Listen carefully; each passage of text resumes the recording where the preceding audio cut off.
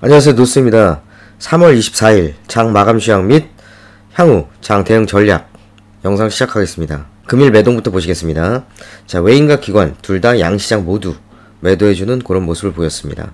코스피는 외인의 경우 비교적 큰 폭의 매도세 4,600억 이상 이렇게 매도를 해주었고요. 기관은 코스피 2,000억 이상, 그리고 선물은 1,400억 이상 매수해주는 모습 보였습니다. 이러한 물량을 개인이 다 받아내는 그런 시장의 특징이었습니다. 자, 금일 코스피 장중 차트 흐름인데요.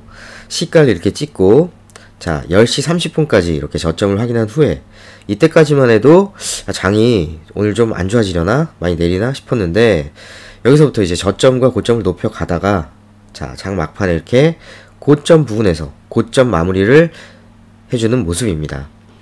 금일 외인의 수급은 지지부진한 모습이었고요. 자, 외인의 수급 차트와 기관의 수급 차트가 비슷하죠? 장 막판에 조금 매도세를 완화하는 그런 모습을 보여줍니다. 이런 외인과 기관의 매도를 개인이, 빨간색 실선인 개인이 고스란히 다 매수해준 모습입니다.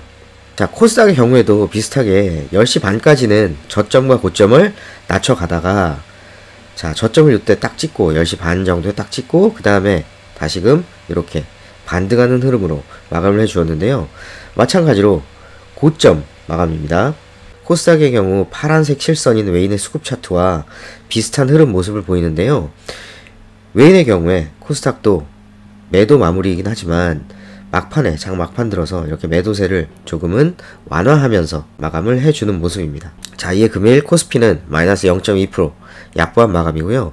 코스닥은 플러스 0.13% 강보합 전환하면서 마감을 하였습니다.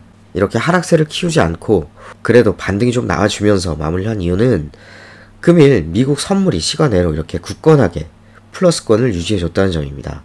그리고 중화권 증시 같은 경우에도 약보합권에서 하방을 지지해주는 저가 매수세가 들어와주는 그런 모습을 보였다는 점이 국내 증시 폭을 키우지 않고 그래도 하락세를 어느 정도 만회하면서 마무리한 데 영향을 끼쳤다, 그렇게 말씀을 드릴 수 있겠습니다. 다만 원달러 환율 같은 경우에는 오늘 0.4% 이렇게 상승해주는 모습을 보였습니다. 자, 금일 수급 특징주 보시겠습니다. 미 증시에서는 테슬라가 급등한 후에 조금은 차익 매물이 나오는 모습을 보였는데요. 오늘 LNF 같은 경우에는 수급 관심주 1위로 지금 뽑혔습니다. 강보합 전환을 하면서 이렇게 마무리하여 주었는데요. 자, LNF 같은 경우에는 국내 양극재 전해질 대표 기업이라고 할 수 있겠죠. 자, 2위는 위메이드가 꼽혔습니다. 자, 위메이드 같은 경우에는 조금은 강조를 드리고 싶은데요.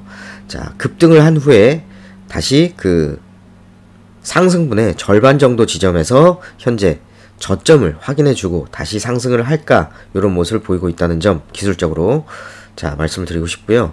LG 에너지 솔루션 같은 경우에 최근에 글로벌 굴지의 완성차 업체들과 협력 강화 소식들이 계속 나오고 있고요. 공장도 또 증설을 계속 해주는 부분, 또 유럽에서도 또 승인이 나고, 공장 승인이 나고요. 그런 좋은 소식들이 연이어서 들려오고 있습니다.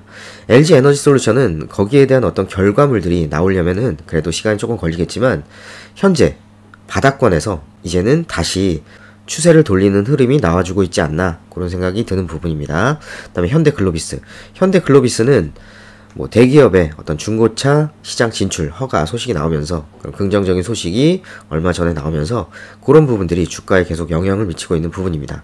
KT 같은 경우에는 자회사들의 어떤 컨텐츠 역량 강화를 위해서 뭐 CJ ENM 등과 협력을 더 강화하는 이런 모습들을 보이고 있죠. 루트로닉은 의료기기 판매 업체인데요.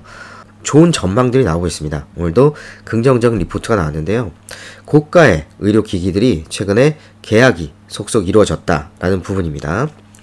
대한항공은 계속 말씀드렸던 종목이죠. 엔데믹과도 관련이 있는 종목입니다. 그다음에 엔캠, 그다음에 현대중공업, 한정기술, 여기까지 보시겠습니다. 금일 업종별 메이저 수급 현황 보시겠습니다. 자, 외인 기관 둘 다 코스피 매도해줬고요. 외인은 비교적 큰 폭의 매도세를 보였습니다. 대형주 위주로 매도를 하였고요. 중형주, 소형주 골고루 다 매도를 했네요. 다만 화학업종과 음식료 업종, 섬유의료 업종은 약간씩 매수를 해준 점은 특징적이고요. 자, 음식료 업종 같은 경우에는 어떤 원자재 가격, 농산물 가격 상승과 더불어서 가격의 상승을 이제 제품 가격에 전가를 바로바로 시킵니다. 그 다음에 섬유의복 같은 경우에도 소매 부분이 또 많은 소비가 이루어질 거라 이렇게 예상하는 부분이고요. 화학 같은 경우에도 석유 가격의 급등과 더불어서 이런 석유화학 제품들의 가격이 바로 전이가 되면서 이러한 부분들이 가격 상승이 회사의 수익성 향상과 연관이 되어질 것이다. 뭐 이렇게 예측을 하는 부분이겠죠. 그 다음에 운수장비, 운수창고, 통신, 금융업도 오늘 매수를 해주었네요. 기관 같은 경우에는 금융투자, 보험, 그리고 연기금, 사모 매도를 해주었는데 투시는 매수세 보였습니다. 대형주 위주로 매도를 하였고요. 기관도 섬유의복과 뭐 의료정밀 이 정도는 소폭의 매수세 보인 점 확인하실 수 있겠습니다. 자, 코스닥도 외인 기관 매도를 해주었는데요. 금투, 투신, 연기금, 사모 골고루 다 매도를 하였습니다. 자, 기관 같은 경우에는 건설, IT 하드웨어, 그리고 화학, 자, 코스닥도 화학입니다. 의료정밀기기 매수를 해주었고요. 외인도 신기하게 비슷하네요. IT 하드웨어, 그리고 화학, 그리고 의료정밀 등을 매수한 특징을 보였습니다. 자, 금일은 지수 차트 대신에 삼성전자 차트를 좀 보면서 마무리를 하려고 합니다. 삼성전자 같은 경우에 현재 이렇게 전저점 부근에 와 있습니다. 자, 7만원이 지금 깨진 상황입니다. 그리고 이 전저점 부근은 어떤 의미가 있냐면 이렇게 가파른 상승세를 보였던 구간의 절반 정도 구간이죠. 절반 정도. 자, 요 부근을 보통 자, 급등했던 구간의 절반 정도 지점을 보통은 지지 라인으로 봅니다. 자, 여기서 지지를 한번 해 준 적이 있죠. 이렇게 지지가 한번 나왔던 적이 있습니다. 그리고 다시 그 부근에 이렇게 왔는데요. 삼성전자가 7만원 이하 구간이면 조금 너무한 감이 없지 않죠. 자, 애플보다 삼성전자 주가 예측이 더 어렵습니다. 반도체 주기는 반도체 박사도 모르는 부분이고요. 어쨌든 정성적으로만 보자면 현재 삼성전자 7만원 이하 주가는 매수해도 무리가 없지 않나 싶습니다. 삼성전자는 성장주일까요? 가치주일까요? 현재 성장주로 치기에는 너무한 저평가다 싶은 주가이고요. 성장을 멈춘 가치주로 보기에는 그 성장세도 무섭습니다. 하지만 결국은 삼성전자가 멈춰버린다면 한국 증시 자체가 흔들릴 수 있다는 것은 사실입니다. 어쨌든 홍라희 여사가 KB금융에 맡겼던 주식 물량이 블록딜로 넘어갔다는 소식입니다. 이렇게 대주주 관련 지분 블록딜은 대개 악재인데요. 삼전의 경우 조금 다르게 해석해볼 여지가 있습니다. 블록딜로 처분한 물량은 이건희 회장의 상속세 마련 때문인 것으로 보이기 때문입니다. 그동안 관련 이슈로 불확실성이 있었는데요. 오히려 불확실성 해소라는 측면으로 볼 수도 있습니다. 삼성전자 7만원 이하라는 가격은 기업 가치로만 봐도 무리가 없는 가격으로 보입니다. 기술적으로도 아까 말씀드렸던 대로 전저점 부근이고 여기서 반등이 나와줘야 합니다. 삼전이 꺾이면 국내 증시 지수 자체가 꺾여버리니까 말이죠.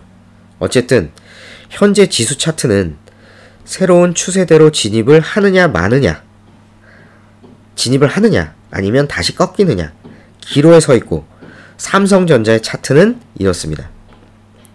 삼전이 저점을 확인하고 이제 실적과 함께 다시 우상향하면서 국내 증시도 다시 끌어올렸으면 좋겠네요.